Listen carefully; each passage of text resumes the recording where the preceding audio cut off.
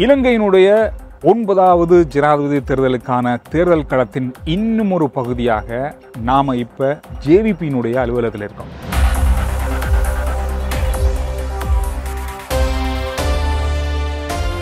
அனுரகுமார திசாநாயக்க அவர்களுக்கு சீனா உதவி செய்யறாங்க.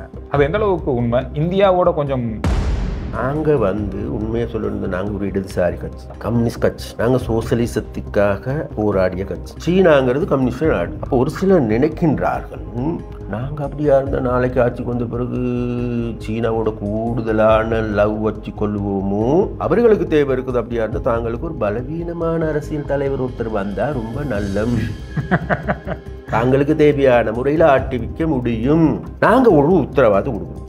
எங்களுக்கு பக்கத்து நாடு இந்தியா தான். இலங்கை நிலப்பரப்பையோ வான்பரப்பையோ கடல் பரப்பையோ பயன்படுத்தி எந்த ஒரு நாட்டினுடைய இறையாண்மைக்கும் கடுகளவேனும் தீங்கு ஏற்படாது என்கின்ற உத்தரவாதம் கொடுத்தோம். அதனால் நாங்கள் அடுத்த நிமிஷம் இந்தியாவை எல்லாம் மிஞ்சி கொண்டு போகவும் இயலாது. இந்தியா இதை விட பலமான நாடாக வர வேண்டும் என்று நாங்கள் நேசிக்கின்றோம். அதே நேரத்தில் இந்தியாவுக்கு அடிமையாக நாங்கள் இருக்க மாட்டோம். அப்போ இந்தியாவுக்கு இருக்கின்ற அதே ஐக்கிய நாடுகள் சபையில் இருக்கின்ற அதே அதிகாரம் எங்களுக்கும் இருக்குது. இதில் யாரும் பெரியண்ணன் கிடையாது. அப்போ அந்த பல துருவங்களாக இருக்கின்ற அனைத்து நாடுகளோடையும் நாங்கள் கொடுக்கல் வாங்கல் செய்வோம். அதே நேரத்தில் எங்களுடைய கொடுக்கல் வாங்கலில் கூடுதலான முன்னுரிமை அளிப்பது இந்தியாவுக்கு. வெற்றி பெறக்கூடிய வாய்ப்பு நிச்சயமாக சந்துரு இப்படி ஒன்று சொல்லணும் என்னன்னு கேட்டால், நிச்சயமாக இந்த தேர்தலில் நாங்கள் வெற்றி பெறோம். அனுர ஜனாதிபதியாக வரார். அப்போ அனுர ஜனாதிபதியாக வருகின்றார் என்று கூறுவது சந்துரு நாங்கள் வெறுமனே அல்ல, சும்மா வேறு எதுவும் காரணத்தினால் அல்ல. இந்த நாட்டில் லஞ்ச ஊழல் மோசடி என்பது இந்த நாட்டில் பீடித்து கொண்டிருக்கின்ற ஒரு பாவித்தனமான செயற்பாடு. அன்றைக்கு கோட்டாபய ராஜபக்ச விரட்டப்பட்ட பிறகும், ராஜபக்சாக்கள் விரட்டப்பட்ட பிறகும் கூட அவர்கள் மக்கள் எதிர்பார்ப்பு நிறைவேறாத ஒன்றாகவே இருந்தது. ரணில் விக்ரமசிங்காவுடைய தலைமையின் கீழே ஆட்சிக்கு வந்ததன் பிறகு, அதன் பிறகு மக்கள் என்று அதன் பிறகு முடிவெடுத்தார்கள். ரைட், அப்படியாக இருந்தால் போராட்டத்தின் மூலமாக உங்களை வெளியேற்ற முடியாவிட்டால் நிச்சயமாக அடுத்து வருகின்ற தேர்தலில் நாங்கள் உங்கள் அனைவரையும் வீட்டுக்கு அனுப்புகின்ற செயற்பாடை முடிவினை எடுப்போம் என்று திடமான நம்பிக்கையோடு மக்கள் இருக்கின்றார்கள். அந்த மக்கள் இன்றைக்கு தேசிய மக்கள் சக்தியை சூழ, திசை காட்டிய சூழ அணி திரண்டிருக்கின்றார்கள். அந்த அணிதிரள் என்பது சாதாரணமான ஒன்றல்ல. எதிர்வரும் 22ஆம் தேதி நிச்சயமாக அனுர தோழர் ஜனாதிபதியாகிறார். கடந்த காலங்களில் இவர்கள் தமிழர்களுடைய பிரச்சனையும் தீர்க்க இல்லை, சிங்களவருடைய பிரச்சனையும் தீர்க்க இல்லை. அதற்கு பதிலாக என்ன செய்தார்கள் கேட்டால், சிங்களவர்களையும் தமிழர்களையும் இனவாத ரீதியாக மத ரீதியாக தோற்றுவித்து அவர்களை சூடேற்றி அந்த சூட்டில் இவனுங்க அரசியல் புலி காய்ந்தார்களே தவிர வேற எதையும் செய்யலை. சந்துரு, என்பிபி வெற்றி பெற்ற அடுத்த நாள் இலங்கையில் என்ன மாற்றம் நடக்கும்? அரசியல்ல என்ன மாற்றம் நடக்கும்? இடைக்கால அரசாங்கம் உண்டு. அடுத்த பொது தேர்தல் வரைக்கும் முடியும் வரைக்கும் இருக்கும். அந்த அமைச்சரவையில் அரசியல் சட்டம் சொல்லலாம் இத்தனை அமைச்சர் இருக்க வேண்டும் என்று சொல்லுது. எல்லாத்தையும் ஒருத்தரை ஜனாதிபதியே கட்டுப்பாடு. எங்களை 3 பேர் இருக்கிறாங்க தானே, எங்களை 3 பேர் இருக்கிறாங்க. நாளைக்கு ஜனாதிபதியாக பிறகு அந்த இடத்துக்கு இன்னொரு ஆள் வருவாங்க, 4 பேர். அப்போ 4 பேர் இருக்கிறாங்க. ஜனாதிபதியோட 4 பேர் இருக்கிறாங்க. தேவையாக இருந்தால் இந்த 4 பேரை கூட அந்த காலத்தை கடைப்பதற்கான செயல்பாடுகளை முன்னெடுக்க முடியும். 4 பேரை வச்சுக்கொண்டு அமைச்சரவை அமைக்கலாம். அதே நேரத்தில் இந்த நாங்கள் பேரை சொல்ல விரும்பல. இந்த அரசு இந்த பாராளுமன்றத்துக்கு ஒரு சுத்தமான ஆக்களும் ஒரு சிலர் இருக்கிறாங்க. ஓகே, அதாவது இல்லை சரியா என்பிபி, அதாவது ஜேவிபி அல்லாத ஏனைய கட்சிகளை சார்ந்தவர்களும் இருக்கின்றார்கள். அவர்கள் எந்த விதமான பலனை எதிர்பார்க்காத பொருட்களும் இருக்கின்றார்கள். அப்போ அப்படியாப்பட்ட ஆக்களோடையும் கூட தேவையாக இருந்தால் அப்படியாப்பட்ட கொடுக்கல் வாங்கலையும் செய்யலாம். ஒன்று தமிழ்லையும் இருக்கின்றார்கள், சிங்கள எம்பிமார்களும் இருக்கின்றார்கள். அனுர 22ஆம் தேதி வெல்றாரு. அதன் பிறகு 1.5 மாதத்தில் பொது தேர்தல் நடக்குது. அந்த பொது தேர்தலில் 160க்கு மேலே ஆசனங்களை பெறுகின்ற கட்சி பெரும்பான்மை மக்கள் சக்தி தான். அந்த மாற்றத்தை நேசிக்கின்ற மக்கள் நாளைக்கு திருடர்களும் மறுபடி பார்லிமெண்ட் கொண்டு வருவார்களா? இல்லை. என்கிட்ட நாங்கள் அனுர ஆட்சிக்கு வந்ததன் பிறகு நாங்கள் மேலும் இவர்களுடைய தோளை அல்லது இவர்களுடைய முகத்தரையை கிழிச்சு காட்டுவோம். அன்றைக்கு இதை விட பலமான ஒரு நிலைமையிலும் இருப்போம். மக்களுக்கு படம் பிடிச்சி காட்டுவோம். அவ்வாறு காட்டுகின்ற பொழுது நிச்சயமாக அன்றைய காலகட்டங்களில் மக்கள் தேசிய மக்கள் சக்தியோடு அதிகமாக இணைந்து கொண்டு அதிக உறுப்பினர்களை பெற்றுக் கொடுப்பதற்கு ஏதுவான நடவடிக்கைகளை எடுப்பார்கள் என்கிற திடமான நம்பிக்கை எங்களுக்கு. இதில் இப்போ இருக்கிற மற்ற கட்சியில் இருக்கிற பாராளுமன்ற உறுப்பினர்களும் இருப்பாங்களா, இல்லை புதுசாக உள்வாங்கப்படுவாங்களா? இல்லை, இன்றைக்கு இந்த பாராளுமன்றத்தில் இருக்கின்ற பலர் எங்களோட பேச்சுவார்த்தை இந்த ஆபீஸ்க்கு வந்தாங்க. எங்களையும் உள்வாங்கி கொள்ள மாட்டீர்களா என்று கேட்டார்கள். செய்த அநீதிகள் எல்லாத்துக்கும் கை தூக்குன நீங்க. அதே போன்று ராஜபக்சாக்களுடைய லஞ்ச ஊழல் மோசடி அனைத்துக்கும் கண்மூடி பார்த்து கொண்டிருந்த நீங்க நாளைக்கு மக்களும் சொல்லுவார்கள் மறுபடியும் திருடர்கள் அல்லவா ஜேவிபி இணைத்து கொண்டிருக்கும். அதுதான். அப்ப இதெல்லாம் யாரும் இல்லை, ரணில் விக்ரமசிங்கே எப்படியாவது இந்த தேர்தலில் பின் போட்டுக்கொள்ள முடியுமா அல்லது இந்த தேர்தலை தடுத்து நிறுத்த முடியுமாங்கிற சகல முயற்சிகளையும் முன்னெடுத்தார். மைந்தானந்த அழுத்தமிக்க சொன்னார், ரணில் விக்ரமசிங்கே அவர்களை சிறையில் போட்டு ஜம்பர் உடுத்தும் வரைக்கும் நான் தூங்க மாட்டோம். இன்னைக்கு எங்க இருக்கிறாங்க? அதே மாதம் பிணை முறி மோசடியின் மூலமாக 1100 கோடி ரூபாய் மோசடி செய்தவன் ரணில் சிறையில் போட வேண்டும் என்று சொன்னவர்கள் இன்றைக்கு எங்க இருக்கின்றார்கள்? இன்னைக்கு எல்லாமே ரணிலுடைய காலை நக்கி பிழைத்து கொண்டு இருக்கின்றவர்களாக இருக்கின்றார்கள். சஜித் பிரேமதாஸ் நான் தான் இந்த மிஸ்டர் கிளீன் அப்படின்னு சொல்லி கொண்டு வரான். அவரோட தேடி பார்த்தீங்கன்னா அதிலையும் எடுத்துக்கொண்டா 40க்கு அதிகமான முன்னாள் ராஜபக்சாக்களோடு இருந்தவர்கள் இன்றைக்கு இவரோட ஒன்று சேர்ந்திருக்கிறாங்க. இந்த நாட்டில் நடந்த அநீதிகளுக்கு, அநியாயங்களுக்கா, குற்றச்செயல்களுக்கா, லஞ்சத்துக்கா, ஊழலுக்கா, மோசடிக்கா, சட்டவிரோதமாக கொண்டு வந்த சட்ட மூலங்களுக்கு அதுக்கு எல்லாத்துக்கும் தலைமை தாங்கின அன்றைக்கு மொட்டு கட்சியினுடைய தலைவராக இருந்தவர் இன்றைக்கு சஜித்தோடு இருக்கிறார். ராஜபக்சாவுடைய ஆட்சியின் கீழே ஐக்கிய நாடுகள் சபைக்கு சென்று தமிழ் மக்களுக்கு எதிராக வாக்கு மூலம் அளித்த நாளுக்கு குடைவேங்கத்தோடு இருக்கிறார், சஜித்தோடு இருக்கிறார். அப்ப இந்த சஜித் சொல்ற நான் தமிழ் மக்களுடைய பிரச்சனை தீர்க்கிறேன். இவர்கள் 2 பேரும் ஒரே குட்டையில ஊறிய மட்டை. யாழ் நூலகத்தை எரித்து 97,000 புத்தகங்களை கொளுத்திய பாவிகள் யாரு தோழர்? இதே ரணில் விக்ரமசிங்கே. ரணில் பார்த்து ரசிச்ச மனுஷன் தோழர். ரணில் என்பவர் யாழ் நூலகம் எரிக்கப்பட்டு 94,000 புத்தகங்கள் கொளுத்தப்படுகின்ற பொழுது யாழ்ப்பாணத்திலிருந்து பார்த்தா முடிஞ்சா வேலை அப்படின்னு கேட்ட மனுஷன். வெட இவரா இதன் யுத்தம் முடிஞ்சு 15 வருஷம் ஆகுது. சந்துரு உங்களுக்கு இதை என்ன விட உங்களுக்கு நல்லா தெரியும் நினைக்கிறேன். யுத்தம் முடிஞ்சு 15 வருஷத்துக்கு பிறகு இன்றைக்கும் அங்க இருக்கின்ற 28,000க்கு அதிகமான பிள்ளைகள் பெற்றோர்கள் இழந்திருக்கின்றார்கள். தாயும் இல்லை, தந்தையும். 8,000க்கும் அதிகமான முதியவர்கள், அதாவது பெரியோர்கள் தங்களோட பிள்ளைகள் முற்றாக இழந்து இன்னைக்கு அனாதரவா நிலைமையில் இருக்கிறாங்க. 89,000க்கு அதிகமான பெண்கள் இன்னைக்கு விதவிகளாக யாழ் மாவட்டத்தில் மாத்திரம் யாழ் மாவட்ட அரசாங்க அதிபர் சொல்றார் 28,000க்கு அதிகமான பெண்கள் தலைமையிலான குடும்பம் யாழ் மாவட்டத்தில் இருக்கு. அது மாத்திரமல்ல 140% வீடுகள் இன்னமும் கொட்டில்கள், வீடுகள் கிடையாது. அது மாதிரி 160% மக்கள் அங்கு உள்ளவர்கள் ஏதோ முறை சாரா விதத்தில் கடன்காரர்கள். 15 வருஷத்துக்கு பிறகும் கூட தோழர் உண்மையிலே அங்கு எந்த விதமான அபிவிருத்தி வேலைகள் முன்னெடுக்கப்படும். வெளிநாட்டு உறவுகளுடைய உதவி இல்லாத யாழ்ப்பாணத்தை நினைச்சு பாருங்களேன். நீங்க எங்கட யாழ்ப்பாணம் உயிர் வாழ்ந்து கொண்டிருக்குமா இருந்தால் வெளிநாட்டு உறவுகளினுடைய உதவி பணம் கண்டிப்பா. அப்ப அந்த பணம் இல்லைன்னு சொன்னா இன்னைக்கு இலங்கையின் புள்ளிவிவரம் சொல்லுது, இலங்கையில கூடுதலான ஒருமைக்குள்ளாக்கப்பட்ட மாகாண வடமாகாணம். புதிய மறுமலர்ச்சி யுகம் தேவை. அந்த மறுமலர்ச்சி யுகத்தை நிர்மாணிப்பதற்கே தேசிய மக்கள் சக்தி என்னுடைய செயல்பாடு. தேசிய மக்கள் சக்தி, அதாவது ஜேவிபி, என்பிபின்னு சொல்லுவாங்க. இந்த கட்சியினுடைய அலுவலகத்தில் நான் இருக்கேன்.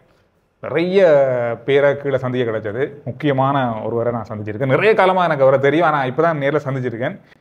ஜேவிபியினுடைய ஆரம்ப காலத்தில் இருந்து இருக்கிற பாராளுமன்ற உறுப்பினர், ஜேவிபியினுடைய மிக பழமையான ஒரு உறுப்பினர் சந்திரசேகரண்ணா, வணக்கம். எப்படி இருக்கீங்க? வணக்கம் சந்திரா, மிக நன்றாக இருக்கின்றோம். சந்தோஷம்.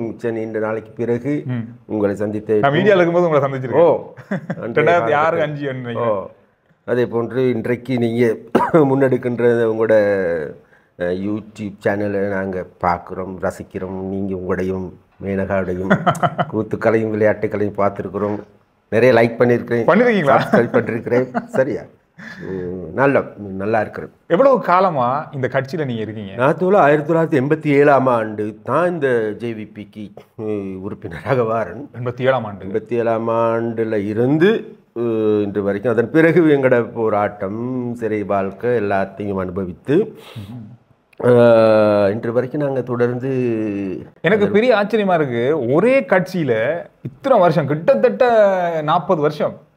40 வருஷம் இந்த ஒரே கட்சியில இருக்கீங்களே. இப்ப இத்தனை அரசியல் கட்சிகள் வந்துட்டு, எத்தனை அரசியல்வாதிகள் மாறிட்டாங்க, எத்தனை ஆட்சி வந்திருக்கு. இப்போ 87ங்கிறது உங்களுக்கு நன்றாக தெரியும். அன்றைக்கு ஜேவிபி காரர்களை தேடி தேடி படுகொலை செய்கின்ற காலம். அப்ப அந்த காலத்துல தான் நாங்க ஜேவிபியில வந்து இணைந்து கொள்றோம். அப்ப அந்த காலத்துல நாங்க இணைந்து கொள்ளுகின்ற போது எங்களுக்கு வேற எதுவும் எதிர்பார்ப்பு இருக்குல்ல. எங்களோட வயிறை வளர்க்கறதுக்கோ அல்லது வேற எது எங்களுடைய நன்மைகளை பெற்றதுக்கோ அல்ல. எங்களுக்கு உயிர் அச்சுறுத்தல் மிகுந்த காலத்துல தான் நாங்க இந்த அதுக்கான காரணம் தான் சந்துரு. உண்மையிலேயே அதற்கு முன்பு காலங்களில் நாங்கள் மலையகத்தை பிரதிநிதித்துவம் செய்திருந்தோம். மலையகத்திலிருந்து அன்றைய காலகட்டங்கள் மலையகத்திலிருந்து அரசியல் கட்சிகள் எல்லாருமே ஒரு தள்ளாடுகின்ற சந்தர்ப்பவாத கதை போன்று பச்சோந்தித்தனமான அரசியலையே முன்னெடுத்து வந்ததை காணுகின்றோம். அதனால வந்து எங்களுக்கு தேவைப்பட்டுச்சு உண்மையில் ஒரு கொள்கை ரீதியான கொள்கை முன்னெடுக்கின்ற ஒரு கட்சி. அந்த வகையில் அன்றைய காலகட்டங்களில் ஜேவிபியின் தோழர்களும் எங்களை அந்த இடத்துக்கு பரிணாமம் அடைகிறதுக்கு செப்பனிட்டு இருக்கின்றார்கள்.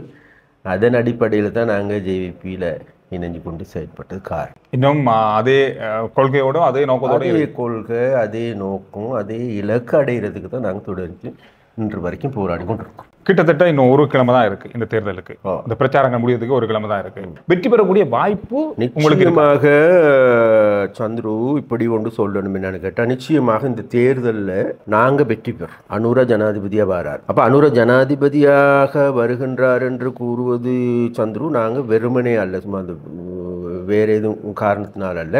நாங்க உங்களுக்கு தெரியும் நினைக்கிறேன், கடந்த ஒரு 2 வருடங்களாக தொடர்ச்சியாக நாங்க எங்களுடைய செயற்பாடுகளை முன்னெடுத்து வந்திருக்கோம். கடந்த 2 வருஷமா? அப்ப அந்த 2 வருடம் மாத்திரமல்ல, நாங்க விசேடமாக ஜனாதிபதி தேர்தலை குறிவைக்க ஆரம்பிச்சது 2 வருஷம் அப்படியும் இருக்கலாம். அப்ப அதற்கு முன்பு எடுத்துக்கொண்ட தோளும் உங்களுக்கு எல்லாம் தெரியும், 2019ஆம் ஆண்டு தேர்தல். சரியா? அப்ப அந்த தேர்தலில் வந்து எங்களுக்கு மிகவும் குறைவான வாக்குகள் கிடைத்தது. மிக மிக குறைவு. நம்ம எதிர்பார்த்ததை விட குறைவு. நாங்கள் எதிர்பார்த்ததை விட குறைவு. நாங்களும் கூட பெருசாக எதிர்பார்க்க, நாங்களும் கூட ஒரு 8 லட்சத்துக்கு 10 லட்சத்துக்கு இடையில தான் வாக்குகள் எதிர்பார்த்தும். இருந்தாலும் கூட 4 லட்சம் வாக்குகள் முடிஞ்சு 3% வாக்கு. சரியா?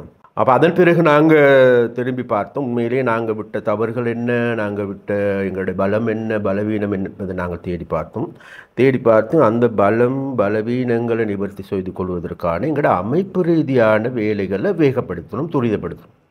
அப்போ அந்த துரிதப்படுத்தலின் கீழ் தான் நாங்கள், அதாவது கிராம மட்டத்தில் வட்டார ரீதியாக மக்களை அணிதிரட்டுகின்ற செயற்பாடுகளை முன்னெடுத்தோம்.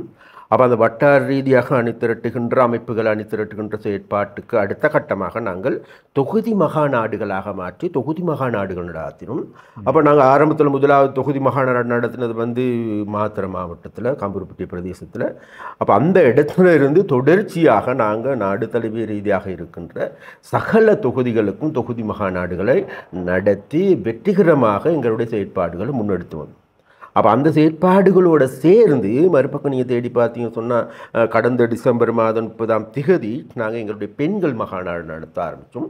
அப்போ அந்த பெண்கள் மகாநாடு நடத்தப்படுகின்ற பொழுது உண்மையிலே என்றைக்கும் இல்லாதவாறு சந்துரு, இலங்கையிலுடைய பெண்கள் கலந்து கொள்ளுகின்ற, பங்களிப்பு செய்கின்ற ஒரு மிகவும் ஒரு சாதகமான நிலைப்பாடுகளையே அந்த பெண்களுடைய அமைப்பு வெளிப்பட்டது. அப்போ அது மாத்திரமல்ல, நாங்கள் தொடர்ந்து இன்னைக்கு இன்ஜினியர் மேரிட் எடுத்துக்கொண்டாலும் சரி, டாக்டர்ஸ்மார் எடுத்துக்கொண்டாலும் சரி, வங்கி ஊழியர்கள் எடுத்துக்கொண்டாலும் சரி, தனியார் துறை ஊழியர்கள் எடுத்துக்கொண்டாலும் சரி, அரசாங்க ஊழியர்கள் எடுத்துக்கொண்டாலும் சரி, அதே போன்று ஓய்வு பெற்ற இராணுவ வீரர்கள் எடுத்துக்கொண்டாலும் சரி, ஓய்வு பெற்ற போலீஸ் அதிகாரிகள் எடுத்துக்கொண்டாலும் சரி, சமூர்த்தி ஊழியர்கள் எடுத்துக்கொண்டாலும் சரி, எல்லா திரைவில்காரர் கூட நாங்கள் விட்டு வைக்கல. அவர்களையும் கூட அணிதிரட்டி இந்த செயற்பாட்டுக்கு, அதாவது இந்த 76 வருடங்களாக நாங்கள் கடந்து வருகின்ற பாதை என்பது உண்மையிலேயே நாட்டுக்கும் மக்களுக்கும் பாதகமான பாதை.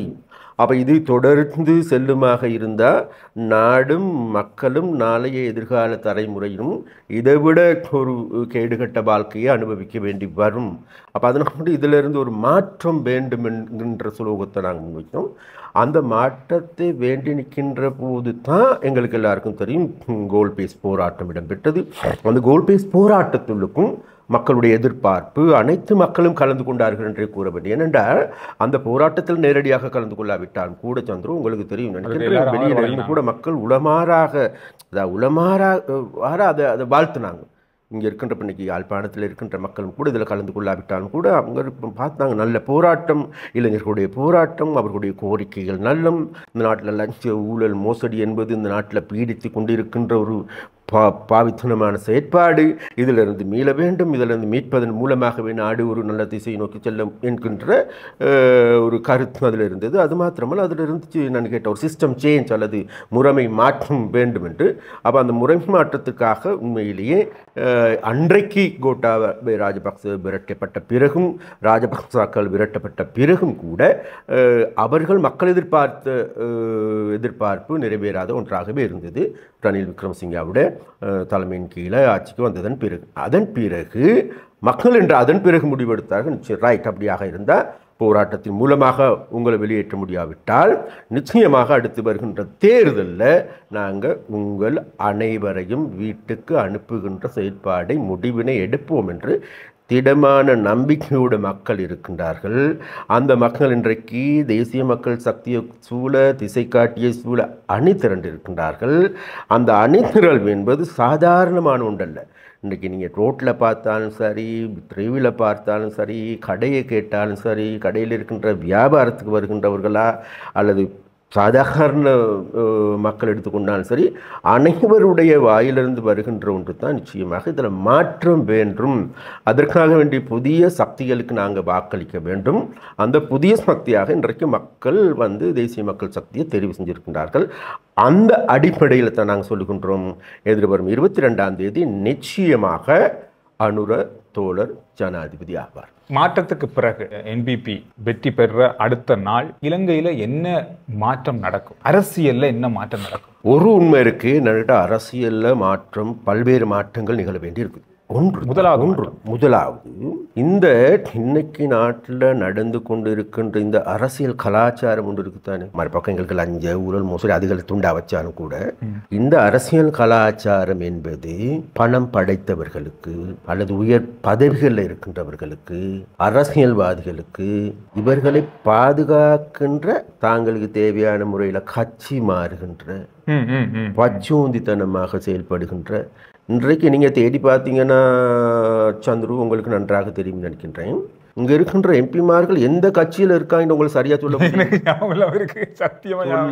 முடியாது. இப்போ இன்னைக்கு உதாரணம் யாழ்ப்பாணத்தில் எடுத்து பார்த்தீங்கன்னா இருந்தால் அங்கஜன் ராமநாதன் அவர்கள், அவர் எந்த கட்சியில் இருக்கான்னு தெரியாது. முதல்ல ராஜபக்சாக்களோடு இருந்தார், அதன் பிறகு சிறிசேனோடு இருந்தார், அதன் பிறகு ரணிலோடு இருந்தார், இப்போ மறுபடியும் ரணிலோட இணைஞ்சு கொண்டிருக்க, கடந்த காலத்தில் சஜித்தோடு இருந்தார். இப்போ அப்படியாப்பட்ட போக்குடைய, அப்போ அதே போல் மலையகத்தை எடுத்துக்கொண்டாலும் சரி, அதே போன்று முஸ்லீம் அரசியல்வாதிகள் எடுத்துக்கொண்டாலும் சரி, என்ன அக்கீம் ஒரு பக்கம் இருக்கிறாரு, அவரோட இருந்த எம்பிமார்கள் இன்னொரு பக்கம் இருக்கின்றார். நான் முதல்ல போய் கேட்க, நீங்க எந்த பக்கம் இருக்கீங்கன்னா முதல்ல கேட்கணும், எந்த பக்கடாப்பா இருக்கிறீங்கன்ட்டு சரியா சொல்லுங்கடாப்பான்னு சொல்லணும்.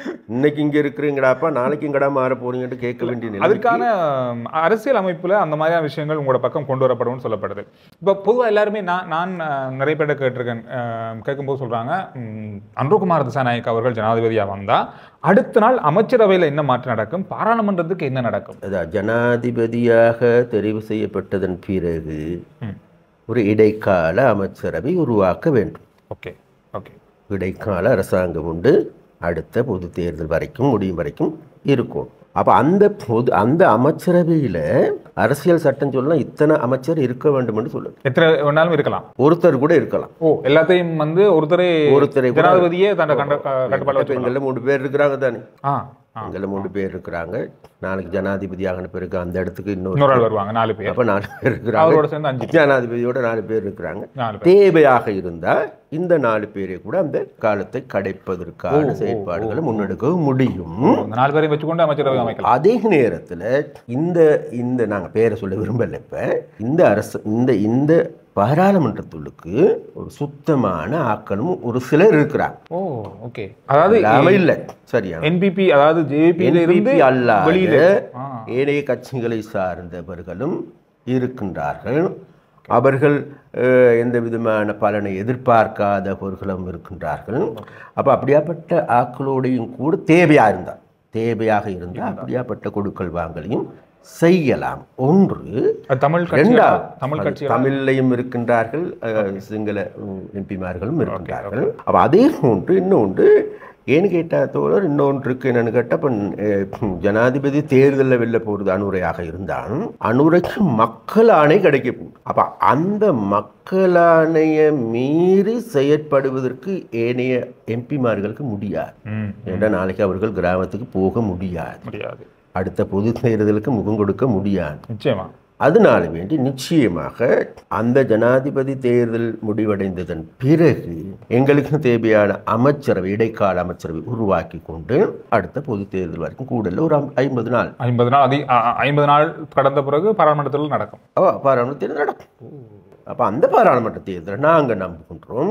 ஜனாதிபதி தேர்தல் அனுர வெல்லுகின்ற பட்சத்தில் பொது தேர்தலில் என்ன அந்த துருசை திறந்து விட்ட மாதிரி சந்துரு எல்லாமே ஒட்டச்சு கொண்டு வரும். 150க்கு மேலேயே கூட எடுக்கக்கூடிய வாய்ப்பு தனியா நிச்சயமாக JVP தேசிய மக்கள் சக்தி என்ற வகையில் எங்களுக்கு திடமான நம்பிக்கை இருக்கின்றது. அனுர 22ஆம் தேதி வெல்றாரு. அதன் பிறகு 1.5 மாதத்தில் பொது தேர்தல் நடக்குது. அந்த பொது தேர்தலில் 160க்கு மேல ஆசனங்களை பெறுகின்ற கட்சி தேசிய மக்கள் சக்தி தான். ஏன் நான் சொல்றேன்னு கேட்டேன், மக்கள் இன்றைக்கு மாற்றத்தை விரும்புகின்றார். அப்ப அந்த மாற்றத்துக்காகத்தான் அனுரையை கொண்டு வந்திருக்கின்றார். அந்த மாற்றத்தை நேசிக்கின்ற மக்கள் நாளைக்கு திருடர்களும் மறுபடி பார்லிமெண்ட் கொண்டு வருவார்களா? என்கிட்ட நாங்க அனுர ஆட்சிக்கு வந்ததன் பிறகு நாங்க மேலும் இவர்களுடைய தோளை அல்லது இவர்களுடைய முகத்தரையை கிழிச்சு காட்டுவோம். அன்றைக்கு இதை விட பலமான ஒரு நிலைமையிலும் இருப்போம். மக்களுக்கு படம் பிடிச்சி காட்டுவோம். அவ்வாறு காட்டுகின்ற பொழுது நிச்சயமாக அன்றைய காலகட்டங்களில் மக்கள் தேசிய மக்கள் சக்தியோட அதிகமாக இணைந்து கொண்டு அதிக உறுப்பினர்களை பெற்றுக் கொடுப்பதற்கு ஏதுவான நடவடிக்கைகளை எடுப்பார்கள் என்கிற திடமான நம்பிக்கை எங்களுக்கு. தேசிய மக்கள் சக்தியில இப்ப நீங்க சொன்ன மாதிரி 160க்கு அதிகமான ஆசனங்களை பெறணும் அப்படின்ற எண்ணம், அந்த இலக்கு உங்கள்கிட்ட இருக்கு. இதுல இப்ப இருக்கிற மற்ற கட்சியில் இருக்கிற பாராளுமன்ற உறுப்பினர்களும் இருப்பாங்களா, இல்ல புதுசா உள்வாங்கப்படுவாங்களா? இல்ல, நாங்கள் சொல்கிறோம், இப்போ நாங்கள் தேசிய மக்கள் சக்தி வெளில போகுதுன்னு தெரிஞ்சு கொண்ட பிறகு, தேசிய மக்கள் சக்தி பலமடைந்திருக்கின்ற தெரிஞ்சு கொண்ட பிறகு, இது 3 மாசத்துக்கு முதல்ல தேசிய மக்கள் சக்தி பலமடைஞ்சிருக்கின்றது ஊடகவாளராக இருக்கிற எங்களுக்கு ஓரளவுக்கு தெரிஞ்சிட்டு உங்களோட நான் பார்க்குறேன் தானே, உங்களோட இதுகள்லாம் பார்க்கின்ற பொழுது தெரியும். அப்போ அந்த நேரத்தில் இன்றைக்கு இந்த பாராளுமன்றத்தில் இருக்கின்ற பலர் எங்களோட பேச்சுவார்த்தை இந்த ஆஃபீஸ்க்கு வந்தாங்க. இப்போ GLPC எடுத்துக்கொண்டாலும் சரி, டலசல பெருமை எடுத்துக்கொண்டாலும் சரி, ஜாயசேகர் எடுத்துக்கொண்டாலும் சரி, இன்னும் நான் பேர் சொல்ல முடியாத அளவுக்கான ஆட்களும் வந்து எங்களை ஏற்றுக்கொள்ள மாட்டீர்களா, எங்களையும் உள்வாங்கி கொள்ள மாட்டீர்களா என்று கேட்டார்கள். அப்ப நாங்க சொன்னவங்க தான், கடந்த ராஜபக்சவோட அரசாங்கத்தில் செய்த அநீதிகள் எல்லாத்துக்கும் கை தூக்குன்னு நீங்க நமக்கு தெரியும். 18ஆவது திருத்த சட்டமூலத்துக்கு ஆதரவாக அதான் மிகப்பெரிய ஒரு கலவரத்தை இப்ப இந்த அரசியல் ஏற்படுத்திட்டு இருக்கு. அதன் பிறகு 19ஆவது திருத்த சட்டமூலம் கொண்டு வருங்கன்னா அதுக்கும் கை தூக்கும். அதன் பிறகு உங்களுக்கு 20ஆவது திருத்த அதுக்கும் கை தூக்கும். அப்ப இப்படி நாட்டில் நடக்கின்ற நாசகரமான வேலைகளுக்கு கை தூக்கிய நீங்க, அதே போன்று ராஜபக்சாக்களுடைய லஞ்ச ஊழல் மோசடி அனைத்துக்கும் கண்மூடி பார்த்து கொண்டிருந்த நீங்க நீங்கள் வந்து இன்றைக்கு எங்கள்கிட்ட சேர்ந்து கொண்டதன் பிறகு நாளைக்கு மக்களும் சொல்லுவார்கள் ஏதோ மறுபடியும் திருடர்கள் அல்லவா ஜேவிபி இணைத்து கொண்டிருக்கின்றது. அதுதான் எனக்கு தெரிஞ்சு நான் மக்களோட பேசுகிற நிறைய வீடியோக்களில் சொல்லப்பட்ட விஷயம். ரணில் விக்ரமசிங்கே வந்து ஆரம்பத்தில் ஜனாதிபதியாக பொறுப்பேற்ற போது அவருக்கு இருந்த அந்த மிகப்பெரிய ஒரு ஆதரவு, இந்த டைமில் வந்து எடுத்துட்டாரு, ஏதோ செஞ்சுட்டாரு, இந்த லைனில் நிப்பாட்டிட்டாரு அப்படின்ற ஒரு ஆதரவு இருந்தது. ஆனாலும் அவங்களோட இருந்த அந்த உறுப்பினர்கள் அமைச்சராக்குறது, அவங்களோட கட்சி அவருக்கு ஆதரவு வழங்கினதான் அவருடைய இந்த மிகப்பெரிய வீழ்ச்சிக்கு காரணம். ஆனா அது வந்து தேசிய மக்கள் சக்தி வந்து தனித்துவமா நாங்களே தான் இயங்க போறோம், தனியாக தான் இருக்க போறோம், யாரையுமே நாங்க சேர்த்துக்கொள்ள அப்படின்றதான் உங்களுடைய பலமைன்னு நான் நினைக்கிறேன். அதுதான் மக்களும் அவங்களோட கருத்து கணிப்புல சொல்றாங்க. அதே நீங்க தொடர்ச்சியா கொண்டு போவீங்களா?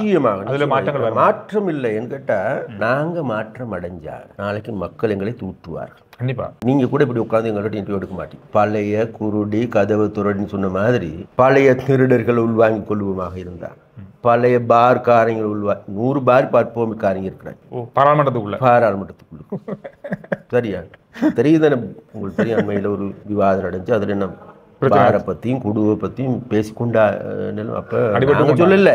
சரியா அவர்களே சொல்லுகின்ற போது தெரிய வருது உண்மையிலேயே இந்த பார்காரர்கள் யாரு, குடுக்காரர்கள் யாரு, இந்த நாட்டில் போதைப் பொருள். அப்ப இவ்வாறான நபர்களை உள்வாங்கிக் கொள்வதன் மூலமாக என்ன நடக்கும் சந்துரு நீங்களே சொல்லுங்களே. இப்போ நீங்கள்லாம் எதிர்பார்க்குறீங்க, மக்கள் மத்தியில் ஒரு எதிர்பார்ப்பு இருக்குது. சரியா நாங்கள் ஆரம்பத்தில் என்னென்ன நிலைப்பாட்டில் இருந்த போதிலும் கூட மக்களுக்கு எல்லாருக்கும் உங்களுக்கு எல்லாருக்கும் எதிர்பார்ப்பு நல்ல நாடு ஒன்று தேவையா இல்லையா? கண்டிப்பா நல்லது ஒரு சமுதாயம் தேவையா இல்லையா? நாளைக்கு நம்மளோட பிள்ளைகளுக்கு ஒரு நல்ல ஒரு வாழ்க்கை வேண்டுமா இல்லையா? இப்படி இந்த நிலைமையில் இதே தொடருமாக இருந்த நல்ல வாழ்க்கை கிடைக்குமா நம்மளோட பிள்ளைகளுக்கு? இல்லை. அப்போ அதனால வேண்டியது நிச்சயமாக நாங்கள் மக்கள் மத்தியில் நாங்கள் மிக தெளிவாக இருக்கின்றோம். அவ்வாறான திருடர்கள் மோசடிக்காரர்களை உள்வாங்கி கொள்ளப்படாத அதே நேரத்தில் இன்னைக்கு நாட்டுக்காக மக்களுக்காக தன்னலம் கருதாத செயற்படுகின்ற ஆயிரக்கணக்கான ஆட்கள் இருக்கிறாங்க, நல்ல புத்திஜீவிகள் இருக்கிறாங்க. அவர்களை உள்வாங்கி கொண்டு நிச்சயமாக அடுத்த தேர்தலில் புதிய பாராளுமன்றம் புதிய உறுப்பினர்கள் தான் எதிர்வரும் பாராளுமன்றத்தை பிரதிநிதித்துவம் செய்வார்கள். இது ஆறு எடுத்தாலும் அந்த 225 பேரை பற்றி பேசாதாக்கள் இருக்க மாட்டாங்க. அவங்கள பத்தி திட்டி தீர்க்கிறது தான் எல்லாத்தையும் இருக்கு. அதுல நீங்க சொன்ன மாதிரி ஒரு சில நல்லவங்க இருந்தாங்க கூட அந்த நல்லவங்க கூட இவங்களால அடி வாங்கியிருக்காங்க. அது ஓகே. இப்போ நம்ம வந்து இப்போ பார்க்குறோம் 3 முன்முனை போட்டியாக இருந்த இந்த போட்டி ஆரம்பத்தில் வேட்புமனு தாக்கல் செய்யும் போது எத்தனை 39 பேர் வேட்புமனுக்கு தாக்கல் செஞ்சாலும் ஒரு முன்முனை போட்டியாக தான் இருந்துச்சு, ஒரு 3 பேருக்கு இடையிலான போட்டியாக தான் இருந்துச்சு. இப்போ நீங்கள் யாரை அனுரகுமார திசாநாயக்க அவருடைய போட்டியாளராக நினைக்கிறீங்க? இதில் நீங்கள் சொல்கிறது மும்முனை போட்டியாக இருக்குது. அப்போ ஆரம்பத்தில் எங்களுக்கு தெரியும் ரணில் விக்ரமசிங்க வந்து வேட்பாளராக ஜனாதிபதி தேர்தல் அறிவித்த அடுத்த நிமிஷமே அவருக்கு வேட்புமனு தாக்கல் செஞ்சார். போயிட்டு வேட்புமனு தாக்கல் செய்தார், கட்டுப்பணம் செலுத்தினார். ஏன் செலுத்தினாரு? அது எனக்கு இன்னும் கேள்விதான். தேர்தலை எப்படியாவது பின்போட முடியுமா, இந்த தேர்தலுக்கு எப்படியாவது இடையூறு ஏற்படுத்த முடியுமா என்பதை டெஸ்ட் பண்ணி பார்க்க அவரே கட்டுப்பணம் செலுத்துறாரு. ஏன்னு கேட்டதோடு அதற்கு முன்பு உங்களுக்கு தெரியும் தானே சட்டமா அதிபரோட பிரச்சனை வந்துச்சு, போலீஸ் மா அதிபரோட பிரச்சனை வந்து அதன் பிறகு 2 பேர் சென்று வழக்கு தாக்கல் செய்தார் வைக்கக்கூடாது. அப்ப இதெல்லாம் யாரும் இல்ல ரணில் விக்ரமசிங்க எப்படியாவது இந்த தேர்தலை பின் போட்டுக்கொள்ள முடியுமா அல்லது இந்த தேர்தலை தடுத்து நிறுத்த முடியுமாங்கிற சகல முயற்சிகளையும் முன்னெடுத்தார். எடுத்த பிறகு கடைசியாக ஜனாதிபதி தேர்தல் அறிவிக்கப்பட்டதன் பிறகு இவர் திடார்னு போயிட்டு கட்டுப்பணம் செலுத்தினது பிறகு சொன்னாரு என்னால உதவி போலீஸ் மா அதிபரை நியமிக்க முடியாது. என்ன காரணம் அது? அப்ப காரணம் ஒண்ணு வந்தது என்னன்னு கேட்டா உதவி போலீஸ் மா அதிபர் நியமிக்காவிட்டால் உதவி போலீஸ் மா அதிபர் இல்லாமல் தேர்தலை நடத்த முடியாதென முடியாமல் ஆக்குவதற்கான ட்ரை அல்லது அப்படியாப்பட்ட முயற்சிகளை மேற்கொண்டார். அப்ப அந்த முயற்சியின் விளைவாகத்தான் ரணில்ட அந்த செயற்பாடு அதுவும் தோல்வி அடைஞ்சு. தோல்வி அடைஞ்ச பிறகு இப்போ ரணில் விக்ரமசிங்க ஆரம்பத்தில் தனக்கு 2019ஆம் ஆண்டு ஒன்றுமே இல்லை, ஒரு ஆசனம் கூட இல்லை, அப்படியாப்பட்ட நிலைமையில் தான் இருந்துச்சு தேசிய பட்டியலில். அப்போ இன்றைக்கு அவர்களுடைய கட்சி உறுப்பினர்கள் எல்லோருமே மக்களுடைய பணத்தில் வாழ்ந்து கொண்டிருக்கிறாங்க, மக்களுடைய பணத்தில் வாழ்ந்து கொண்டிருக்க கட்சி முழு கட்சியே யாரிட வாழ்ந்துன்னு சொன்னால் மக்களுடைய வரி பணத்தில் தான் வாழ்ந்து கொண்டிருக்காங்க. அவ்வாறான வேளையில் கடந்த காலங்களில் ராஜபக்சாக்களோடு இருந்த மோசடிக்காரர்கள் எல்லாருமே ரணிலோடு போயிட்டு சேர்ந்துருக்கிறார். இப்போ இப்போ நமக்கு தெரியும் போல கடந்த காலத்தில் உங்களுக்கு தெரியும் நல்லா மைந்தானந்த அழுத்கமிக்க சொன்னார், ரணில் விக்ரமசிங்கே அவர்களை சிறையில் போட்டு ஜம்பர் உடுத்தும் வரைக்கும் நான் தூங்க மாட்டோம் சொன்னார். இன்னைக்கு எங்கே இருக்கிறாங்க? கடந்த காலத்தில் இதே பவித்ரா வன்னியாரச்சின்னு சொன்னாங்க, ரணிலோன்னு சத்தம் போட்டு கத்தி நீ தான் மோசடிக்காரன், நீ மோசடிக்காரனை இவனை சிறையில் போட வேண்டும் சொன்னார். பந்துல குணவர்தன் என்ன சொன்னார்? மாதவல் மா பேங்குவ மங்குள்ள காப்பு ரணில் விக்ரமசிங்கவை அம்பலப்படுத்தினது நான் தான் என்ற 16ஆம் இலக்கத்துக்கு வாக்களிங்கன்னு கேட்டார். இன்னைக்கு எங்க இருக்கிறார்? அப்ப இதே தினேஷ் குணவர்தனா அதே மாதம் பிணை முறி மோசடியின் மூலமாக 1100 கோடி ரூபாய் மோசடி செய்தவன் ரணில் சிறையில் போட வேண்டும் என்று சொன்னவர்கள் இன்றைக்கு எங்க இருக்கின்றார்கள்? இன்னைக்கு எல்லாமே ரணிலுடைய காலை நக்கி பிழைத்து கொண்டு இருக்கின்றவர்களாக இருக்கின்றார். அப்ப இந்த நபர்கள் எல்லாமே இன்றைக்கு ரணிலோட போய் சேர்ந்திருக்காங்க. அப்ப அந்த நிலைமையோட மக்களுக்கு இன்றைக்கு தெரிய வந்துச்சு என்னன்னு கேட்டா, பழைய குருடி கதவை துணி பழைய திருடர்கள்லாம் இன்றைக்கு அவளோட போய் சேர்ந்திருக்காங்க. மறுபக்கம் நாங்க தேடி பார்த்தா சஜித் பிரேமதாசா இருக்கிறார். சஜித் பிரேமதாசா நான் இந்த மிஸ்டர் கிளீன் அப்படின்னு சொல்லி கொண்டு வரான். அவரோட தேடி பார்த்தீங்கன்னா அதிலையும் எடுத்துக்கொண்டா 40க்கு அதிகமான முன்னாள் ராஜபக்சாக்களோடு இருந்தவர்கள் இன்றைக்கு இவரோட ஒன்று சேர்ந்திருக்கிறார். தேடி பாருங்கள் தோழ, சந்திரிகாட ஆட்சியில ஜிஎல் எங்க இருந்தார், மைந்தட ஆட்சியில ஜிஎல் எங்க இருந்தார். இந்த நாட்டில் நடந்த அநீதிகளுக்கு, அநியாயங்களுக்கா, குற்றச்செயல்களுக்கா, லஞ்சத்துக்கா, ஊழலுக்கா, மோசடிக்கா, சட்டவிரோதமாக கொண்டு வந்த சட்ட மூலங்களுக்கு இதுக்கு எல்லாத்துக்கும் தலைமை தாங்குன்னு அன்றைக்கு மொட்டு கட்சியினுடைய தலைவராக இருந்தவர் இன்றைக்கு சஜித்தோடு இருக்கிறார். மறுபக்கம் நாங்கள் தேடி பார்த்தா தோல கடந்த காலங்களில் ராஜபக்சாவுடைய ஆட்சியின் கீழே ஐக்கிய நாடுகள் சபைக்கு சென்று தமிழ் மக்களுக்கு எதிராக வாக்கு மூலம் அளித்த நாளக்க குடைவேங்கத்தோடு இருக்கிறார். இன்னைக்கு சஜித்தோடு இருக்கிறார். அப்ப இந்த சஜித் இன்னைக்கு சொல்ற நான் தமிழ் மக்களுடைய பிரச்சனை தீர்க்கிறோம் தோழர். நாங்கள் சொல்ல வர என்னன்னு கேட்ட தோழர் வேற எதுவும் இல்லை. தமிழ் மக்கள் எடுத்துக்கொண்டாலும் சரி, சிங்கள மக்கள் எடுத்துக்கொண்டாலும் சரி, முஸ்லீம் மக்கள் எடுத்துக்கொண்டாலும் சரி, இவர்கள் 2 பேரும் ஒரே குட்டையில ஊறிய மட்டை மக்கள்கிட்ட நாங்கள் கேட்கின்ற ஒன்று தான். அப்போ இந்த குட்டைகள் மூலமாக நாளைக்கு எமது நாட்டுக்கு எந்த விதமான விமோசனங்களும் ஏற்பட போவது இல்லை. அதனாலேயே மாற்றம் வேண்டும். அப்போ அந்த மாற்றத்தை நோக்கி தான் இன்றைக்கும் நாடு நகர்ந்து கொண்டிருக்கின்றது தான். வடக்கு கிழக்கு தமிழ் முஸ்லீம் மக்கள் பற்றி தேசிய மக்கள் சக்தி என்ன அபிப்பிராயம் வச்சிருக்கு, என்ன நினைச்சு வச்சிருக்காங்க, அவங்களுக்கான தேவைகளை, அவங்களோட கோரிக்கைகளை நிறைவேற்றக்கூடிய வாய்ப்பு உங்களுடைய அரசாங்கத்தில் இருக்குமா? இந்த பிரச்சனை சந்துரு பலரும் பலவிதமாக பார்க்கின்ற பிரச்சனை. தேசிய பிரச்சனைங்கிறது உங்களுக்கு தெரியும், நீங்கள் தமிழர் நானும் தமிழ். அன்றைய காலகட்டங்களில் நம்ம தமிழர் என்ற காரணத்தினால இவ்வாறான அநீதிகளை சந்திக்கணும். ஐக்கிய தேசிய கட்சி 77ஆம் ஆண்டு ஆட்சிக்கு வந்து 78ஆம் ஆண்டு தோல ரத்னபுர, பலங்கொட, பெல்மதுல, பண்டாரவேல, அப்புத்தோல போன்ற பிரதேசங்கள் இனவாதத்தால் அழிக்கப்பட்டுச்சு. பிறகு நமக்கு எல்லாருக்கும் தெரியும் 79ஆம் ஆண்டு அவசரகால சட்டம், பயங்கரவாத தடுப்பு சட்டங்களை கொண்டு வந்தது வேறு யாரும் அல்ல, அதே ஐக்கிய தேசிய கட்சி, இந்த ரணில், இந்த பிரேமதாசாக்கள் இருந்த அரசாங்கம். இப்போ நமக்கு எல்லாருக்குமே தெரியும் தோல அதே போன்று 81ஆம் ஆண்டு மாவட்ட அபிசபை தேர்தல் மோசடி இடம்பெற்றது. மோசடியில் காணாமல் போன வாக்குப்பெட்டிகளை சந்திர இன்று வரைக்கும் கண்டுபிடிச்சோம். இன்றைக்கு வரைக்கும் முடியும். அப்போ அந்த மோசடிக்காரர்கள் எல்லாருமே யாழ்ப்பாணத்தில் குவிக்கப்பட்டு யாழ் நூலகத்தை எரித்து 97,000 புத்தகங்களை கொளுத்திய பாவிகள் யார் தோழர்? இதே ரணில் விக்ரமசிங்கே. ரணில் பார்த்து ரசித்த மனுஷன் தோழர். ரணில் என்பவர் யாழ் நூலகம் எரிக்கப்பட்டு 94,000 புத்தகங்கள் கொளுத்தப்படுகின்ற பொழுது யாழ்ப்பாணத்திலிருந்து பார்த்தா முடிஞ்சா வேலை அப்படின்னு கேட்ட மனுஷன். வெட இவரா இதன் கேட்டான். இவ்வாறான ஒரு நிலைமையின் கீழே வந்து பிறகு 83ஆம் ஆண்டு கருப்பு ஜூலை, அதோட கரும்புள்ளி இன்னமும் அகல இல்லை. இன்னைக்கு நம்ம மனசில் இருக்கா இல்லையா? சொல்ல இயலாத தோழர். அப்படியாப்பட்ட படு கொடூரம், வெண் கொடுமை இது யார் செஞ்சது? அன்னைக்கு ஜேஆர் ஜெயவர்தன். இந்த ரணில் எங்க இருந்தார் அன்னைக்கு இந்த பிரேமதாசர் சஜித்தோட அப்பனார் எங்க இருந்தார்? நான் சொல்ல வந்த இவ்வாறான வழிகளில் வந்ததன் காரணமாக தோல இந்த நிலைமையின் கீழ் நாங்கள் வாழ முடியாது. ஆகவே எங்களுக்கான ஒரு சுதந்திர இலங்கையை அல்லது சுதந்திர நாட்டை உருவாக்கி கொள்ள வேண்டும் என்று போராட்டம் உருவாகுவதற்கு காரணம் அதுதான். அப்ப அதன் பிறகு அன்றைக்கு இருந்த பிரபாகரனா, உமாமேஸ்வரனா, சபாரத்னமா இவர்கள் என்ன செய்வது வேறு? அப்ப அந்த நிலைமைக்கு தள்ளியவர்கள் வேறு யாரும் அல்ல, இந்த ஆட்சி. ரைட். அவ்வாறு தள்ளப்பட்டு 30 வருடங்களுக்கு மேலாக யுத்தத்துக்கு முகம் கொடுத்தோம்.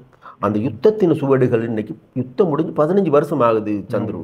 இன்னும் அப்படிதான் இருக்கு. உங்களுக்கு இதை என்ன விட உங்களுக்கு நல்லா தெரியும் நினைக்கிறேன். இப்போ யுத்தம் முடிஞ்சு 15 வருஷத்துக்கு பிறகு இன்றைக்கும் அங்கே இருக்கின்ற 28,000க்கு அதிகமான பிள்ளைகள் பெற்றோர்கள் இழந்திருக்கின்றார். தாயும் இல்லை, தந்தையும் இல்லை. 8,000க்கும் அதிகமான முதியவர்கள், அதாவது பெரியோர்கள் தங்களோட பிள்ளைகள் முற்றாக இழந்து இன்னைக்கு அனாதரவான நிலைமையில் இருக்கிறாங்க. 89,000க்கு அதிகமான பெண்கள் இன்றைக்கு விதவிகளாக்கப்பட்டிருக்கிறார். யாழ் மாவட்டத்தில் மாத்திரம் யாழ் மாவட்ட அரசாங்க அதிபர் சொல்றார் 28,000க்கு அதிகமான பெண்கள் தலைமையிலான குடும்பம் யாழ் மாவட்டத்தில் இருக்கு. அது மாத்திரமல்ல 140% வீடுகள் இன்னமும் கொட்டில்கள் வீடுகள் கிடையாது. அது மாத்திரம் 160% மக்கள் அங்கு உள்ளவர்கள் ஏதோ முறை சாரா விதத்தில் கடன்காரர்கள். யுத்தம் முடிஞ்சு 15 வருஷம் ஆகுது. 15 வருஷத்துக்கு பிறகும் கூட தோழர் உண்மையிலே அங்கு எந்த விதமான அபிவிருத்தி வேலைகள் முன்னெடுக்கப்படும். இன்றைக்கு உங்களுக்கு தெரியும், யாழ்ப்பாணம் என்பது வெளிநாட்டு உறவுகளுடைய உதவி இல்லாத யாழ்ப்பாணத்தை நினைச்சு பாருங்களேன். நீங்க எங்கட யாழ்ப்பாணம் உயிர் வாழ்ந்து கொண்டிருக்குமா இருந்தால் வெளிநாட்டு உறவுகளினுடைய உதவி பணம் கண்டிப்பா. அப்ப அந்த பணம் இல்லைன்னு சொன்னா இன்னைக்கு இலங்கையின் புள்ளிவிவரம் சொல்லுது, இலங்கையில கூடுதலான ஒருமைக்குள்ளாக்கப்பட்ட மாகாணம் வடமாகாணம். முதலாவது மாவட்டம் முல்லைத்தீவு மாவட்டம், இரண்டாவது மாவட்டம் கிளிநொச்சி மாவட்டம். அதற்கு முன்பு 2017ஆம் ஆண்டுக்கு முன்பு இருந்தது முதலாவது மாவட்டம், முதலாவது வறுமைக்கோட்டின் கீழ் வாடுகின்ற பிரதேசம் மூன்றாகலையில் சியம்பலாண்டு பிரதேச செயலாளர். கல்வியில் மிகவும் பின்தங்கி இருந்த பிரதேசம், அதாவது கல்வி வலயம் மாத்தலையில் லக்கல்ல கல்வி வலயம். அப்போ இந்த நிலைமையின் கீழ் பார்க்கின்ற பொழுது கடந்த காலங்களில் இவர்கள் தமிழர்களுடைய பிரச்சனையும் தீர்க்க இல்லை, சிங்களவருடைய பிரச்சனையும் தீர்க்க இல்லை. அதற்கு பதிலாக என்ன செய்தார்கள் கேட்டால், சிங்களவர்களையும் தமிழர்களையும் இனவாத ரீதியாக மத ரீதியாக தோற்றுவித்து அவர்களை சூடேற்றி அந்த சூட்டில் இவனுங்க அரசியல் குழி காய்ந்தார்களே தவிர வேறு எதையும் செய்யலை சந்துரு. அதனால தான் நாங்கள் இந்த பிரச்சனையை நாங்கள் உணர்ந்திருக்கின்றோம். அப்போ அதனால இதற்கான தீர்வினை பெற்றுக் கொடுக்கப்பட வேண்டும். தமிழ் மக்கள் தன்மானமுள்ள தமிழர்களாக வாழ வேண்டும். கடந்த காலங்களில் போராட்டங்களை முன்னெடுத்த அனைத்து இயக்கங்களுடைய எதிர்பார்ப்பு என்ன?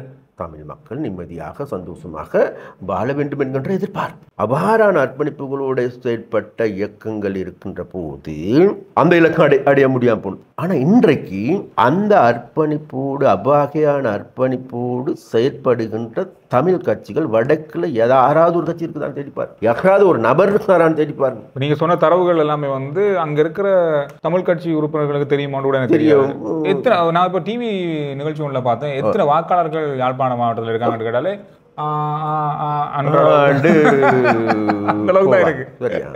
அப்ப அதனால சொல்ல வந்து என்ன கேட்டா, அப்ப அதனால இந்த பிரச்சனைகள் நாங்க உணர்ந்திருக்கின்றோம். அப்ப அதனால தான் தோல நாங்க இந்த பிரச்சனைகளை தீர்ப்பதற்கான இந்த பிரச்சனைகள் என்பது சந்துரு தேசிய பிரச்சனை என்பது வெறுமனே தேசிய பிரச்சனை சும்மா அந்த இன பிரச்சனைக்கு மாத்திரம் உருவாக்கப்பட்ட ஒன்றில். இன பிரச்சனை உருவாகிறதுக்கான காரணம் என்ன?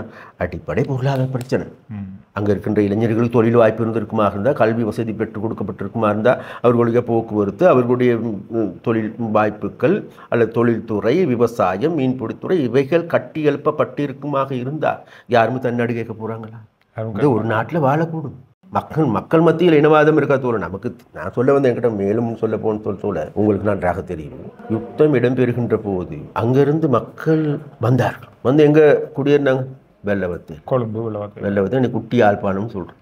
இன்னும் இருக்கு. நான் கேட்கிறேன், குட்டி யாழ்ப்பாணத்துல வாழ்ந்த தமிழர்கள் மீது இங்க இருக்கின்ற சிங்களவர்கள் சென்று எங்கேயாவது தாக்கி வெட்டி கொண்ட கதையை கேட்டிருக்கீங்களா? அரசியல் ரீதியான கடத்தல், சித்திரவதை செஞ்சு அதுகள் இருந்துச்சு.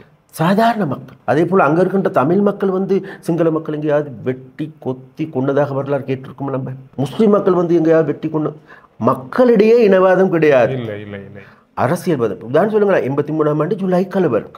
அப்போ அந்த ஜூலை இனக்கலவரத்தை எடுத்துக்கொண்டாத்தோல ஒரு சிலர் சொல்லுங்க இது ஜேவிபி செஞ்சுன்னு சொல்றாங்களும் இருக்கிறாங்க. உண்மையிலேயே அன்றைக்கு இருக்கின்ற ஜே.ஆர். ஜெயவர்தன அவர்கள் திட்டமிட்டு போலீஸுக்கும் ஓய்வு கொடுத்து போட்டு 7 நாளாக எந்த விதமான நடவடிக்கை எடுக்க வேண்டாம் என்று சொல்லி போட்டு முழு நாட்டையும் தீ வைத்து கொளுத்திய பாவித்தனமான வேலையில் செஞ்சது அன்னைக்கு ஐக்கிய தேசிய கட்சி. அதான் உண்மை. அப்போ அதனால வேண்டி அப்போ இவ்வகையான இனவாத ரீதியாக பிளவுபட்டு சின்ன பின்னமாக்கப்பட்டு இருக்கின்ற ஒரு நாடு தான் நிற்கிறது. அப்போ அந்த நாட்டை மீட்டெடுக்க வேண்டிய தேவை. அப்போ அந்த மீட்டெடுக்கின்ற வேலையுள்ளுக்கு நாங்கள் சொல்லுகின்ற முன்னர் இருந்த இயக்கங்கள் எல்லாமே எதுக்கும் ஒரு அர்ப்பணிப்பு செய்திருந்தால் அதே அர்ப்பணிப்பு, அதே தியாகம், அதே குறிக்கோள், அதே இலக்கோட மக்களை நல்ல முறையில் வாழ வைப்பதற்கான செயற்பாடு நாங்கள் முன்னெடுக்கிறோம். தேசிய மக்கள் சக்தி NPP அனுரகுமார திசாநாயக்கா அவர்களுக்கு சீனா உதவி செய்கிறாங்க, சீனாவுடைய கைட்லைனில் தான் வந்து இயங்குறாங்க அப்படின்னு ஒரு கதை இருக்கு. இல்லை எப்படி சந்துரு என்னண்டா, நாங்கள் வந்து உண்மையை சொல்லணும், நாங்கள் ஒரு இடதுசாரி கட்சி, கம்யூனிஸ்ட் கட்சி. நாங்கள் சோசலிசத்துக்காக போராடிய கட்சி. அதற்காக 2 தடவை ஆயுத போராட்டம் செஞ்ச கட்சி. அந்த ஆயுத போராட்டத்தில் 71ஆம் ஆண்டு 10,000 பேர் படுகொலை செய்யப்பட்டார். 10,000 பேர் 10,000. பிறகு 20,000 இளைஞர்கள் சிறையில் அடைக்கப்பட்டார். பிறகு 1987ஆம் ஆண்டு 89ஆம் ஆண்டு காலத்தில் 60,000 பேர் படுகொலை செய்யப்பட்டார்கள். அவர்கள் உயிர்கள் உடைமைகள் நாசமாக்கப்பட்டது இந்த ரணில் விக்ரமசிங்கவோட ஆட்சி. அப்போ ஒரு சிலர் நினைக்கின்றார்கள், நாங்கள் அப்படியா இருந்தால் நாளைக்கு ஆட்சிக்கு வந்த பிறகு சீனாவோட கூடுதலான லவ் வச்சு கொள்ளுவோமோ அப்படிங்கிற ஒரு பேதி இருக்கு. இருக்கு அந்த ஒரு பேச்சு ஒன்று இருக்கு. அதனால இந்தியா கொஞ்சம் பதட்டத்துல. அதனால வேண்டி இந்தியாவுக்கும் இருக்கின்ற பிரச்சனை, சீனாவோட கூடுதலாக இவர்கள் போனால் உறவை வைத்து கொண்டால் தாங்களுடைய இருப்புக்கு எதுவும் ஆபத்து வருமோ என்று கேட்டப்ப நமக்கு தெரியும், மாலத்தீவு இல்லாமல் போனது, பங்களாதேஷ் இல்லாமல் போனது, நேபாளம் இல்லாமல் போனது. இந்தியாவுக்கு இப்படிப்பட்ட பிரச்சனைகள் இந்தியா முகம் கொடுக்குது. அது பூலோக அரசியல் ரீதியான பிரச்சனை. அப்போ அவ்வாறான பிரச்சனையின் பொழுது இலங்கையில் இருக்கின்ற இந்தியாவின் மீது இந்தியாவுடைய ஆதிக்கம் நாளைக்கு NPP ஆட்சியின் கீழ் இல்லாமல் போய்விடுமோ என்கின்ற சந்தேகம் அவர்களுக்கு இருக்கு. அப்போ அந்த சந்தேகத்தின் காரணமாக அவர்களுக்கு தேவை இருக்குது. அப்படியா இருந்தால் தாங்களுக்கு ஒரு பலவீனமான அரசியல் தலைவர் ஒருத்தர் வந்தால் ரொம்ப நல்லம், தாங்களுக்கு தேவையான முறையில் ஆட்டி வைக்க முடியும். அப்போ அதன் வெளிப்பாடாக தான் இன்றைக்கு அவர்கள் சஜித் பக்கம் நிற்கின்றார்கள் என்று கூறப்படும். ரைட், நாங்கள் ஒரு உத்தரவாதம் கொடுக்குறோம். அனுரத்தோடு இந்தியாவுக்கு போனார். அப்போ இந்தியா ஏன் எங்களை வர சொன்னிச்சு? தேர்தல் வாரத்துக்கு முதல்ல 6 மாதத்துக்கு முன்பு. அப்போ உங்களுக்கெல்லாம் தெரியும் தோல, நாங்கள் 2000 ஆண்டு வந்து எங்களுக்கு 10 பாராளுமன்ற உறுப்பினர்கள், 2001ஆம் ஆண்டு 16 பாராளுமன்ற உறுப்பினர், 2005ஆம் ஆண்டு 39 பாராளுமன்ற உறுப்பினர்கள், 4 அமைச்சு பதவிகள் வச்சு. அண்டைக்கெல்லாம் கூப்பிடாத இந்தியா திடீர்னு கூப்பிட்டது. இன்றைக்கு 3 பேர் சம்பந்தமே இல்லை. 3 பேரை கூப்பிட்டு வெளிநாட்டு அமைச்சரோடு பேச்சுவார்த்தை நடத்து, பாதுகாப்பு செயலாளர், வெளிநாட்டு செயலாளர், பாதுகாப்பு ஆலோசகர் அஜித்குமார் டோவாலோடையும் கலந்துரையாடல் செய்யும். ஏனென்றா அவர்களுக்கும் தேவைப்பட்டுச்சு NPPயினுடைய வெளிநாட்டு கொள்கை எப்படி, அவர்கள் எவ்வாறு இந்தியாவை கையாளும். அதில் நாங்கள் மிக தெளிவான உத்தரவாதம் கொடுத்தோம். எங்களுக்கு பக்கத்து நாடு இந்தியா தான்.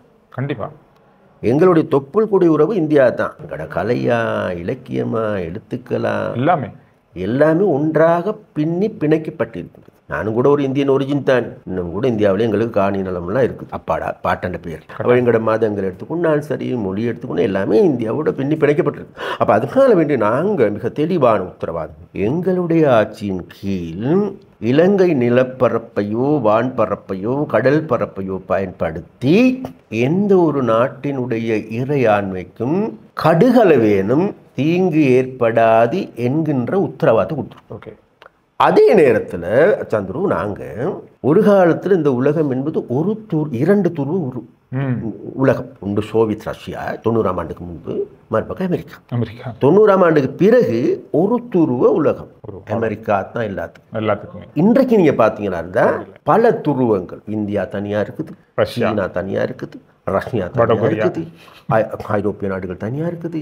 அப்ப நாங்க சொல்லுகின்றோம் என்னன்னு கேட்டா, இந்த பல துருவங்களாக ஒரு நபரிடம் ஏகபோக அதிகாரங்கள் குவிந்து கிடப்பதை விட பல துருவங்களுக்கு இவ்வாறு அதிகாரம் பகிரப்பட்டிருப்பது நன்மை. அப்ப அந்த பல துருவங்களாக இருக்கின்ற அனைத்து நாடுகளோடையும் நாங்கள் கொடுக்கல் வாங்கல் செய்வோம் அப்படிங்கிற உத்தரவாதம் கொடுத்துருக்கணும். அதே நேரத்தில் எங்களுடைய கொடுக்கல் வாங்கலில் கூடுதலான முன்னுரிமை அளிப்பது இந்தியாவுக்கு. நம்ம விரும்பினால் விரும்பாட்டில் இந்தியா அன்னைக்கு உலகத்தில் முன்னேறிவார் நாடு. ஐடி துறை எடுத்துக்கொண்டா அன்னைக்கு இந்தியாவோட ஆதிக்கம் தான் உலக ஆதிக்கத்துள்ளுக்குள்ளாக இருக்குது. இன்னைக்கு நவீன தொழில்நுட்பங்களா நவீன கண்டுபிடிப்புகளா இன்னைக்கு விண்வெளிக்கு போகிறதா அதை நாங்கள் மறுதளிக்க இயலாது. அதனால் நாங்கள் வந்து அடுத்த நிமிஷம் இந்தியாவை எல்லாம் மிஞ்சி கொண்டு போகவும் இயலாது. அதனால வேண்டிய நாங்கள் இந்தியாவை நாங்கள் மதிக்கின்றோம். இந்தியா இதை விட பலமான நாடாக வர வேண்டும் என்று நாங்கள் நேசிக்கின்றோம். அதே நேரத்தில் இந்தியாவுக்கு அடிமையாக நாங்கள் இருக்க மாட்டோம். நாங்கள் வந்து ஒரு இறைமை உள்ள தேசம். அப்போ இந்தியாவுக்கு இருக்கின்ற அதே ஐக்கிய நாடுகள் சபையில் இருக்கின்ற அதே அதிகாரம் எங்களுக்கும் இருக்குது. இதில் யாரும் பெரிய எண்ணம் கிடையாது. அந்த கொள்கையில் நாங்கள் இருக்கிறோம் தோழர். அந்த கொள்கையில் இருந்து கொண்டு நாங்கள் மீண்டும் சொல்லுகின்றோம், எங்களுடைய கொடுக்கல் வாங்கலில் கூடுதலான முன்னுரிமை நம்ம இந்தியாவுக்கு அளிப்போம் என்று நாங்கள் அவங்களுக்கும் சொல்லியிருக்கிறோம். அனுர மேடையாகவும் சொல்லியிருக்கிறாரு. இந்தியாவுடைய அபிவிருத்தி தொடர்பாக அளவுக்கு அதிகமாக பேசியிருக்கின்றாரு.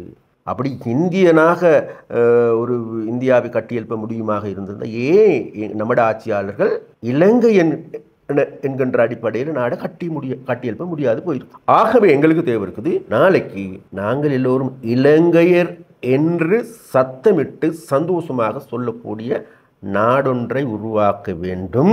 அதற்கான புதிய சுதந்திர போராட்டம் தேவை. புதிய மறுமலர்ச்சி யுகம் தேவை. அந்த மறுமலர்ச்சி யுகத்தை நிர்மாணிப்பதற்கே தேசிய மக்கள் சக்தி என்னுடைய செயற்பாடு. இறுதியாக சந்துரு, நன்றி. நீ முதல்ல நீங்கள் எனக்கு சந்தர்ப்பத்தை கொடுத்தது. இறுதியாக ஒரு வார்த்தை சொல்லிக்கொள்ளணும். நான் பொதுவாக எல்லா ஊடகங்களையும் அவதானித்து கொண்டிருக்கணும். உங்களோட ஊடகத்தையும் அவதானித்து கொண்டோம். கடந்த உங்களோட 2-3 இன்டர்வியூஸில் நாங்கள் பார்த்தோம். உமா சந்திர பிரகாஷ் வந்தாங்க. அதுக்கு முன்னுக்கு அக்கீம் வந்தார் நினைக்கிறேன். ரிஷாத் பதுருதீன் வந்தார். வந்தவர்கள் எல்லாமே எங்கள் மேலே குற்றஞ்சாட்டுகள் எல்லாருமே. நான் இதுக்கு சொல்கிறதுக்கு ஒரே பதில் தான் கேட்டால், இப்போ இன்னைக்கு ஷீடமாக சஜித் தாக்கலுக்கு 3 பேரும் சஜித் தான். 3 பேரும் வேறு வேறு துருவங்களாக இருந்தவர்கள். வேறு ஒரு பக்கம் இருந்தோம். சரியா? இன்றைக்கு குறைஞ்சபட்சம் அவர்களுடைய கட்சியை கூட கட்டி காத்துக்கொள்ள முடியாத நிலைமையில இருக்கின்றவர்கள். அவர்கள் எந்த கட்சியில் இன்றைக்கி இருக்கின்றார்கள், நாளைக்கு எங்கே போவார்கள்னு கூட தெரியாது இருக்கின்றவர்கள் இன்றைக்கு வந்து ஜேபிபி மீது அவதூறுகளை அள்ளி வீசுகின்றார்கள். கதவுன்னு சொல்லுவாங்க தோல். உங்களுக்கு தெரியும், அந்த சண்டியன் இல்லாத சந்தியில் நொண்டியன் சண்டியன். அப்போ அந்த வேலையை தான் அக்கீம் அல்லது இந்த சந்திர பிரகாஷ் இன்னும் காய்ச்சி கொண்டு நான் சொன்னேன். 1983ஆம் ஆண்டு யாழ் மாவட்ட பாராளுமன்றத்தில் கொண்டு வந்த சட்ட மூலத்தை வைத்து எரித்தவர் வேறு யாருமில்ல அனுரகுமார சாணாக்கியன்னு சந்திர சொல்கிறாங்க. தயவு செய்து மன்னிச்சு கொள்ளணும் அக்கால தங்கச்சி, நீ படித்த புள்ள, நீ ஒரு ஊடகவியலாளர். அந்த உண்மை கூட தெரியாமல் இருக்கிற.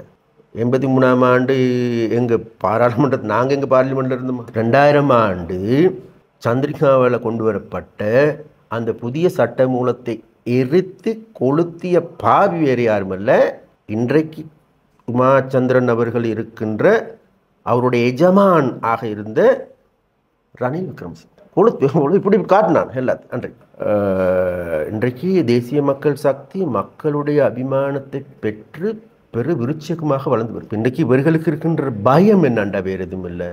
அவர்களுக்கு இன்றைக்கு நான் சொல்ல வரேன் என்னண்டா, வாழ்வா சாவாங்கிற பிரச்சனை தான். நிச்சயமாக இந்த நாட்டை நாசமாக்குன கொள்ளையடித்த ஊழல் புரிந்த அனைவருமே ஏன்னு கேட்டால் சந்திரனா சொல்லிட்டு இவனுங்கெல்லாம் தெரியிருப்பது மக்களுடைய பணம். அவன் அப்பண்ட பணம் வந்து நமக்கு பிரச்சனை இல்லை. ஆகவே இவர்கள் அனைவரையும் மக்கள் மன்றத்தின் முன்னிறுத்தி அந்த மன்றத்தின் கீழ் நிச்சயமாக தண்டனை வழங்குவது தவிர்க்க முடியாது. அந்த அலர்ச்சியில் அதில் அலட்டுகின்ற அலட்டலாகவே உலட்டலாகவே இன்றைக்கு சந்திரா எடுத்துக்கொண்டாலும் அக்கீம் எடுத்துக்கொண்டாலும் சரி, அக்கீமுக்கெல்லாம் பயமாக இருக்குது இன்றைக்கி. ஏன்னு கேட்டால் அனுர போரார் முழு முஸ்லீம் மக்கள் மாற தழுவி கொள்கின்றார்கள். அக்கீம் போனோன்னு விரட்டுகின்றார்கள். அதனால அன்றைக்கி பிரச்சனை.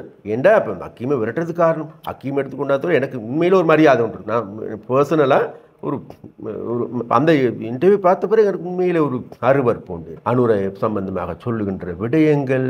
அப்போ அன்றைக்கு இந்த முஸ்லீம் மக்கள் பாதிக்கப்படுகின்ற போது துணிச்சலாக இருந்து பாராளுமன்றத்தில் அட்டிச்சு சொன்னவர் வேறு யாருமில்ல அனுரை தான். அதனால தான் உங்களுக்கு தெரியும் கார்ட்டூன்லாம் முஸ்லீம் குள்ளாலாம் போட்டு கார்ட்டூன் கூட. ஆகவே இன்றைக்கு இவர்கள் அனைவருக்குமே என்பிபி தொடர்பிலான பயம், பீதியினுடைய வெளிப்பாடாகவே இவர்களுடைய உளறல் இருக்குன்னு தான் நம்ம சொல்கிறோம்.